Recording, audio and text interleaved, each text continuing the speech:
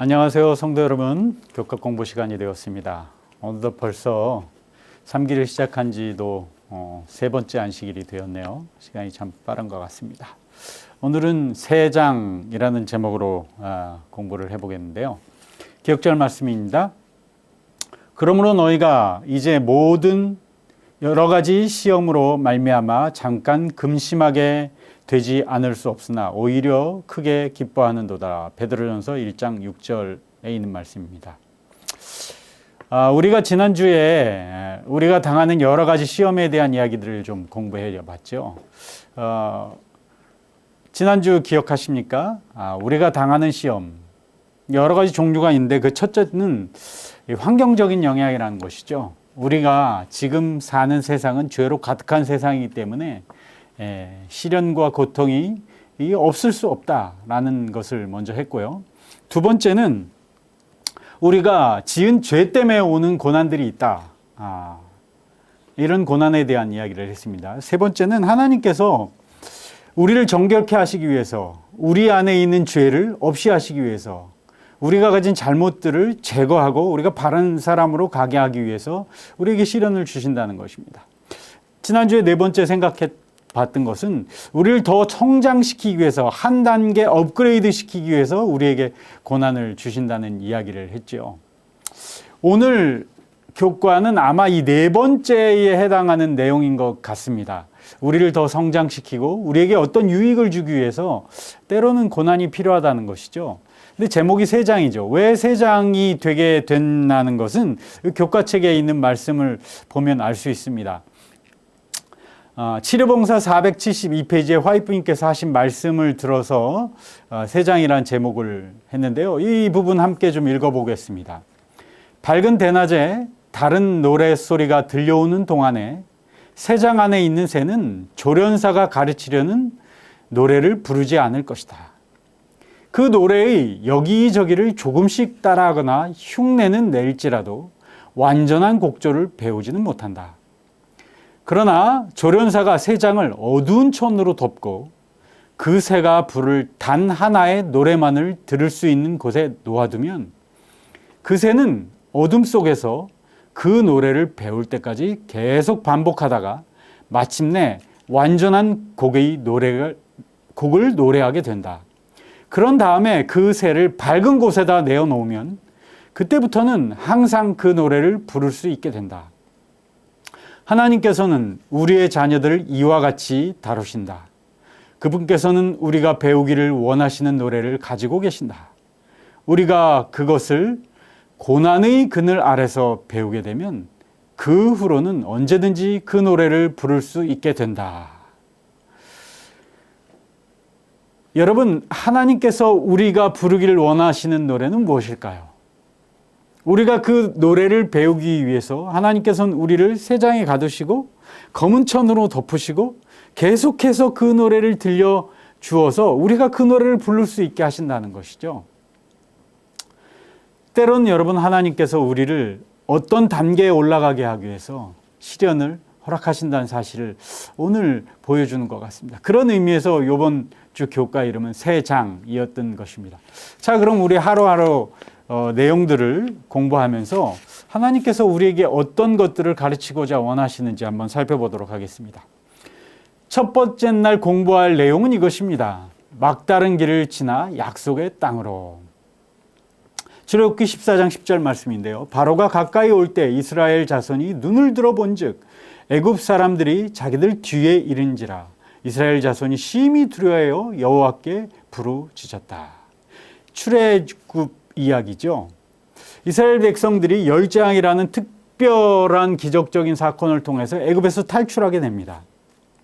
여러분, 애굽에서 탈출해서 그들이 약속의 땅으로 가는 여정은 분명히 하나님께서 이끄신 여정이었습니다. 그 대표적으로 그것을 알 수 있었던 증거가 뭐냐면 구름기둥과 불기둥이죠.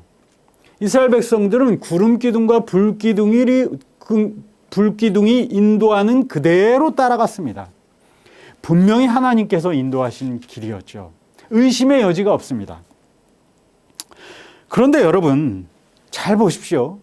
이스라엘 백성들이 하나님께서 인도하신 의심의 여지가 없는 하나님의 인도하심을 따라 갔는데 가다 보니까 뭐가 만나냐면 그 앞에는 홍해 바다가 가로막고 있는 것입니다. 좌우에는 산맥이 가로막혀서 도저히 넘을 수가 없습니다. 막다른 골목에 간 것이죠. 더 이상 갈 데가 없습니다. 뒤를 돌아가자니 그 뒤에는 누가 따르고 있었냐면 애굽의 군대들이 그들을 잡으려고 따라오고 있었습니다. 여러분 잘 보십시오. 분명히 하나님이 인도하신 길인데 막다른 골목으로 가게 된 것이죠. 왜 이런 일이 벌어졌을까요? 하나님께서 왜 그렇게 하셨을까요? 출애굽이란 기적을 통해서 어렵게 애굽에서 탈출하게 하셨는데 왜 이런 막다른 길로 인도하셨을까요? 여러분, 이곳에는 분명한 목적이 있었습니다. 첫 번째는 이스라엘 백성들이 애굽에서 노예 생활을 하는 동안 하나님을 다 잃어버렸어요. 하나님이 어떠한 분이신지를 그들이 인지하지 못하고 있었습니다. 비록 열재앙이라는 기적을 통하였지만 아직도 하나님에 대한 신뢰와 그분이 어떠한 분이신지를 잘 몰랐어요. 이 출애굽 사건을 통해서, 이 홍해의 사건을 통해서 하나님이 어떤 분이신지를 분명히 하나님이 알기를 원하셨다는 것입니다. 두 번째는 그들이 출애굽해서 나가는 길, 그 노정과 약속의 땅에서 살 때 하나님을 분명히 신뢰하고 살아야 함을 깨달아야 했습니다. 이것을 깨닫게 하기 위해서 하나님은 시험하신 거죠. 교훈하시기 위해서 그곳으로 인도하셨다는 것입니다. 그래서 분명히 하나님의 생각과 하나님의 뜻에 복종하면서 살 것을 배워야 될 필요가 있었습니다. 그런데 여러분, 이스라엘 백성들이 그렇게 하지 못했죠. 그곳에 다다랐을 때 하나님을 믿고 기다리지 못하고 모세를 비방하고 막 이랬습니다. 이게 왜 이런 일들이 벌어졌냐? 그들이 멀리 보지 못한 것이죠. 하나님께서 어떤 뜻을 가지고 계신지 먼 미래를 바라보지 못하자 그들이 거기서 하나님을 불평하고 모세를 비난하고 했던 일들을 봅니다. 이러한 일들의 근거는 근시안이라는 거죠. 가까이밖에 못 보는 것입니다. 우리 인생에서도 마찬가지인 것 같아요. 여러분, 우리가 멀리 보지 못하기 때문에 실패하는 경우들이 많이 있습니다. 우리의 시야가 근시한 것, 가까운 것만 보기 때문에 그렇죠. 그럼 이런 근시안적인 시야를 타파하기 위해서 뭐가 필요하냐? 우리에게 신뢰가 필요하다는 것입니다. 하나님에 대한 신뢰죠. 그런데 여러분, 하나님에 대한 신뢰를 갖기 위해서는 하나님이 어떤 분이신지에 대한 확신이 필요하다는 것입니다. 이런 확신이 있어야 신뢰하게 되죠. 근데 하나님이 어떠한 분이신지에 대한 확신은 어떻게 얻어지느냐? 그것은 경험을 통해서 얻어진다는 것입니다. 우리가 삶의 경험을 통해서 하나님과 함께하는 경험을 계속 가져야만 하나님을 확신할 수 있고 신뢰할 수 있다는 것입니다. 그러면 이런 경험, 하나님과 함께하는 경험은 어떻게 얻어지느냐? 그것은 믿음을 통해서 얻어진다는 것입니다. 하나님의 말씀을 믿는 믿음을 통해서 우리는 그러한 삶의 경험을 얻을 수 있다는 것입니다. 그럼 이런 믿음은 어디서 오느냐? 믿음은 약속에서 온다는 것입니다. 성경에 있는 수많은 약속에서 우리의 믿음이 오고 그 믿음을 따라서 하는 행동에 나타나는 결과들을 경험할 때 우리는 하나님에 대해서 확신할 수 있고 하나님에 확신하자 우리는 신뢰하고 그 신뢰가 근시안을 깨트릴 수 있다는 것입니다. 바로 앞만 내다보는 것이 아니라 하나님께서 나를 인도하신 영원한 삶을 바라보게 한다는 것입니다. 이러한 신뢰는 다시 한번 우리에게 약속으로 인도한다는 것입니다. 이것이 믿음의 사이클이에요. 하나님의 약속의 말씀을 믿고 그 믿음에 따라 우리의 삶에서 행동으로 경험하게 되고 경험은 하나님에 대한 확신을 갖게 하고 그것은 다시 하나님을 신뢰하고 신뢰는 다시 하나님의 약속을 바라보게 한다는 것입니다. 이것이 믿음의 행동이라는 것이죠. 하나님은 이스라엘 백성들에게 이런 거를 하기를 원하셨어요. 그래서 이러한 경험을 할 수 있도록 어디로 인도하신 거예요? 막다른 골목으로 인도하신 것이라는 것입니다. 그러니까 분명히 여러분, 이스라엘이 간 길은 하나님이 인도하신 길입니다. 하나님이 인도하시는 길에 막다른 길을 다다랐는데 위기를 봉착했죠. 그것은 이러한 믿음의 사이클을 경험하기 위해서 분명히 그렇게 하셨다는 것입니다.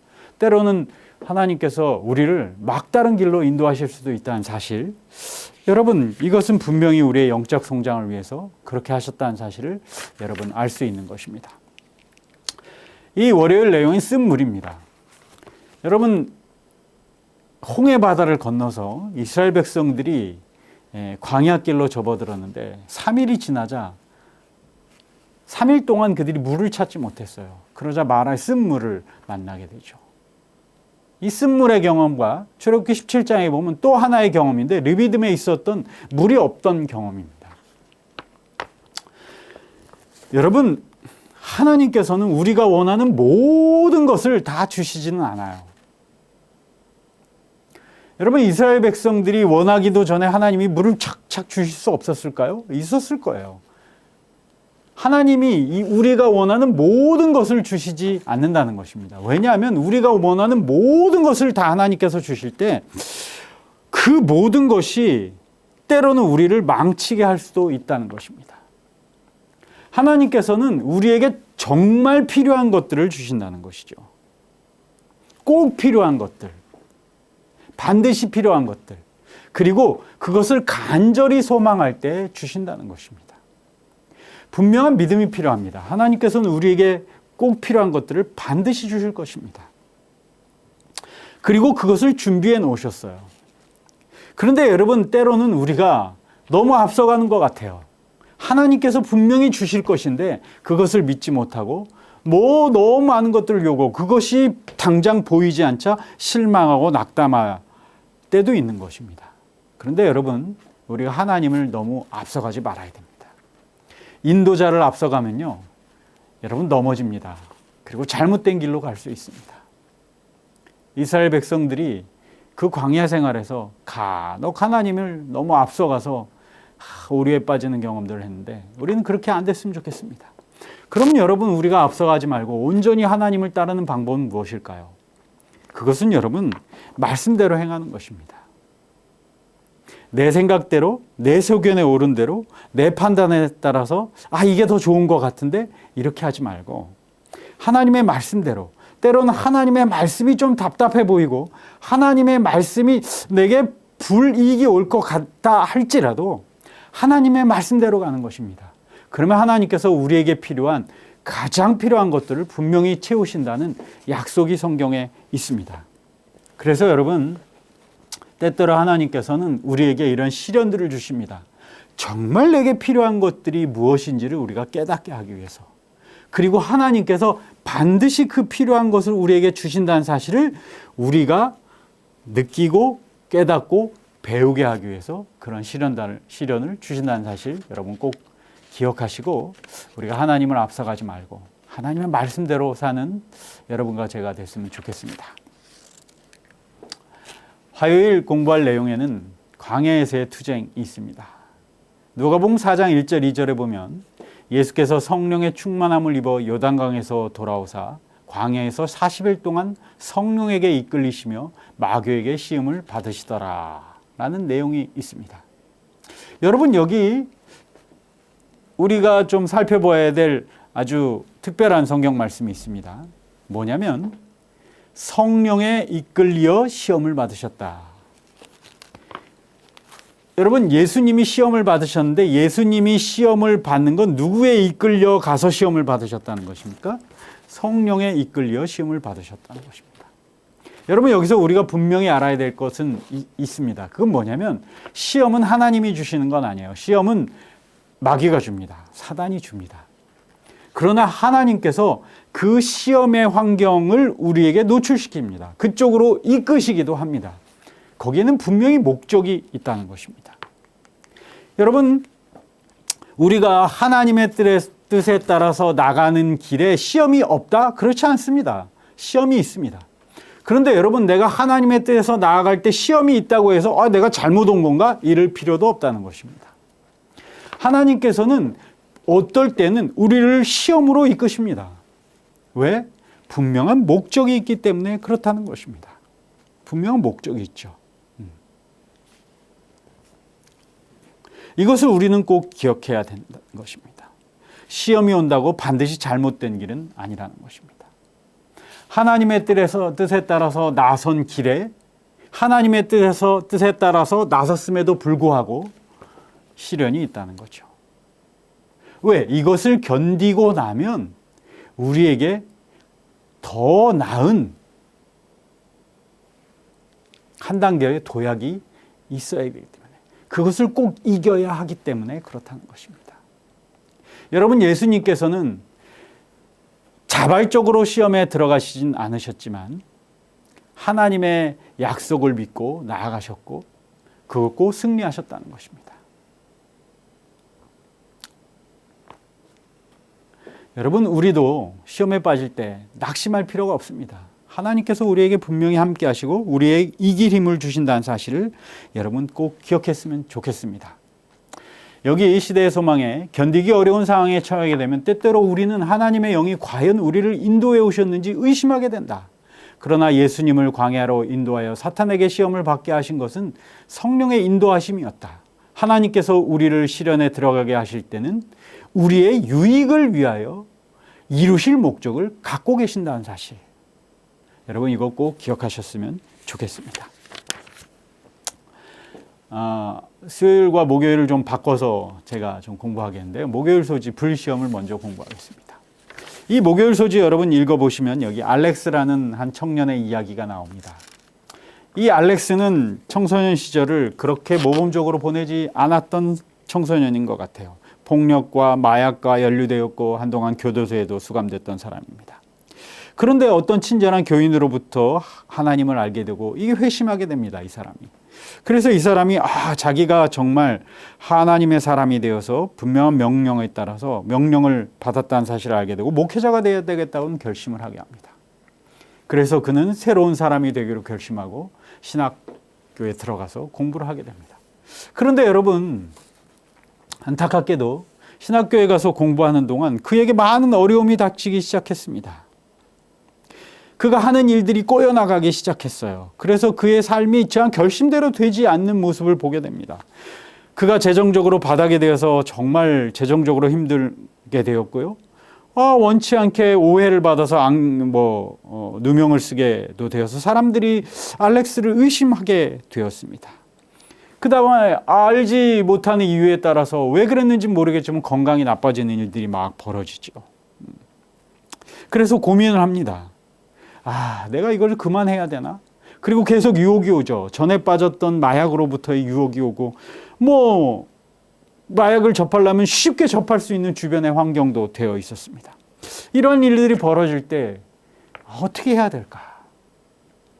여러분, 정도의 차이는 있겠지만 우리도 이런 경험들을 많이 합니다. 새로운 결심하고 내가 이제 하나님의 뜻대로 신실하게 살아야 되겠다 라고 결심하고 내가 오늘부터는 정말 과거의 잘못된 습관들을 다 물리치고 내가 새로운 사람이 되어야지 라고 결심을 하면 잘 되시던가요? 여러분, 분명한 것이 있습니다. 내가 결심한다고 내 주변의 환경이 한꺼번에 변하지 않습니다. 결국 그렇지 않아요. 주변 상황은 똑같은 것입니다. 내가 결심한다고 한 번에 모든 것이 좋아지지 않습니다. 여러분, 이럴 때 어떻게 하면 좋겠습니까? 이 알렉스의 경우처럼 내가 잘하려고 했는데 좋은 일을 하려고 결심을 했는데 주변의 상황이 이렇게 나빠지고 많은 유혹이 내게 다시 한번 스물스물 내게 유혹이 올 때 여러분 어떻게 하면 좋겠습니까?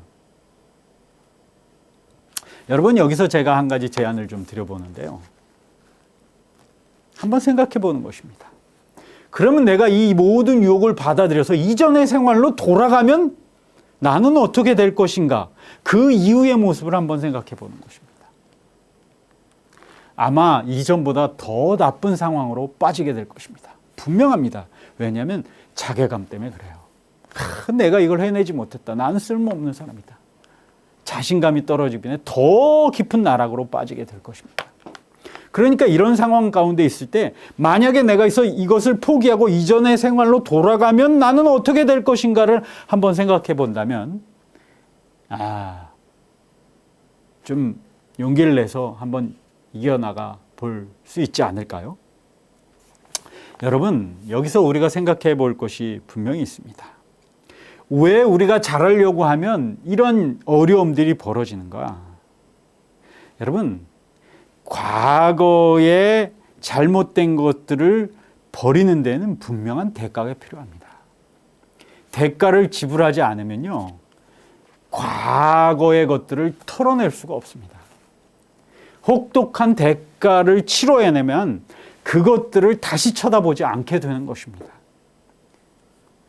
여러분, 죄와 잘못된 일들은 내게 찾아올 때 아주 쉽게 찾아옵니다.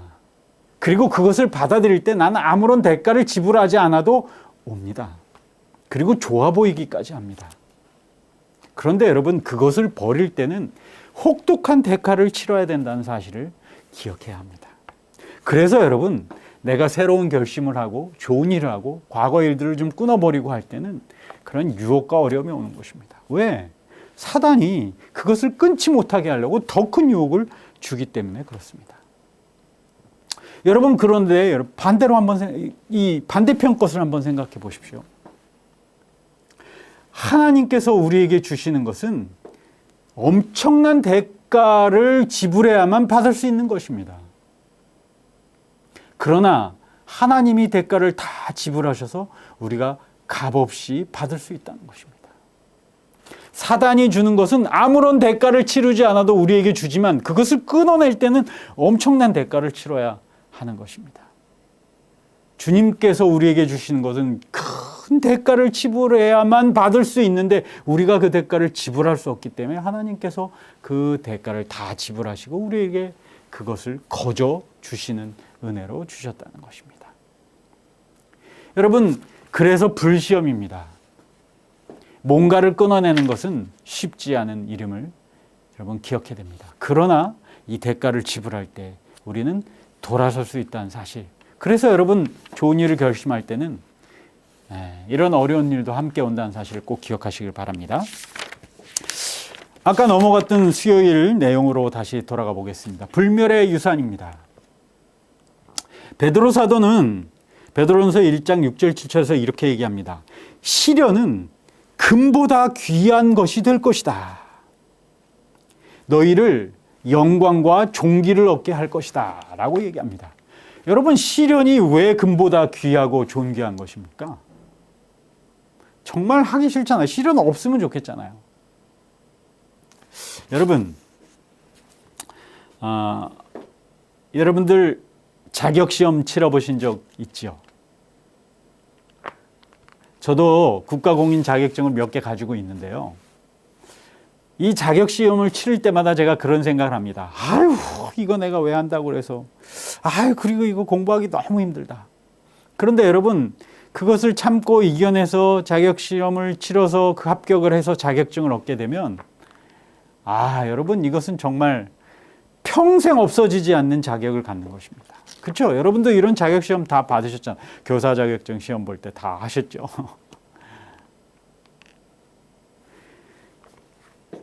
시험을 통과해야 하면 얻게 되는 상급이 있습니다. 이것은 평생 없어지지 않는 것입니다. 여러분, 하물며 우리가 영원한 상급, 새하늘과 새 땅, 영원히 없어지지 않을 상급을 얻는 데는 분명한 시험을 통과해야 되는 것입니다. 이 시험을 통과하게 되면 없어지지 않을 불멸의 유산을 우리가 받게 될 것이라고 성경은 얘기하고 있습니다. 그래서 여러분, 우리가 받게 될 상급에 비하면 지금의 시험은, 지금 우리가 겪어야 될, 지금 감내해야 될 고통은 아무것도 아니라는 사실을 깨닫게 될 거라는 것입니다. 예수님의 죽음을 통해 보장된 이 약속을 힘입어 우리는 시련 중에서도 믿음을 잃지 않고 믿음의 길을 가로막는 모든 것들을 제거해 주시도록 주님께 간구하면서 나아가야 한다는 것입니다. 그러면 우리가 불멸의 유산을 얻게 될 것입니다. 여러분, 교과를 마치면서 하나님을 믿는다고 해서 항상 편안하고 성공된 길이 보장된 것은 아닙니다. 하나님께서 우리의 유익을 위해 때로 예상치 않는 길로 인도하시기 때문에 그렇습니다. 비록 그 길이 힘들고 어려울지라도 그 길로 인도하신 하나님의 목적을 발견하고 잘 참고 견디면 우리를 위해 약속된 영원한 상급을 우리가 분명히 받게 될 것입니다. 시련과 고통, 때론 하나님께서 우리에게 인도하시지만 분명한 목적이 있습니다. 우리에게 영원한 상급을, 불멸의 상급을 받게 하기 위해서 주신다는 사실 여러분 꼭 기억하시면서 때때로 시험이 올지라도 주님을 믿으면서 다 이겨나가시는 여러분과 제가 되시기를 간절히 바라면서 교과 공부 마치겠습니다. 감사합니다.